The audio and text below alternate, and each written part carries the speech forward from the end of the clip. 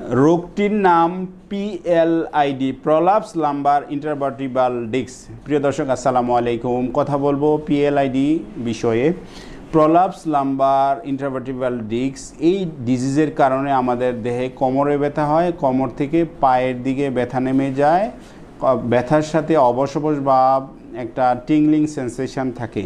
প্রিয় দর্শক দেখেন, আমরা একটা ডেমো দেখাচ্ছি, একটা স্পাইনের দুইটা ভার্টিব্রা এখানে ডেমো দেখাচ্ছি। এটা হচ্ছে আপার ভার্টিব্রা, এটা হচ্ছে লোয়ার ভার্টিব্রা।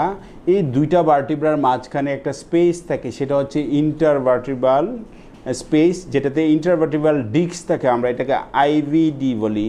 এই ডিস্কটা কোনো কারণে টিয়ার অথবা কম্প্রেশন অথবা কোনো কারণে ট্রমাটাইজ যদি হয়, তখন এটা পোস্টেরিয়রলি বের হয়ে যায়, প্রলাপস হয়। প্রলাপস এই বের হয়ে যায়, দেখেন ডেমোতে, এই বের হয়ে এটা নার্ভকে কম্প্রেস করে। এই নার্ভ আমাদের পেইনের জন্য, ফিলিংসের জন্য দায়ী।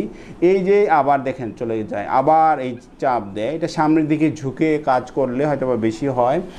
এই পিএলআইডির কারণেই কিন্তু আমাদের কোমর ব্যথা হয়, কোমর থেকে পায়ের দিকে ব্যথাটা নেমে যায়।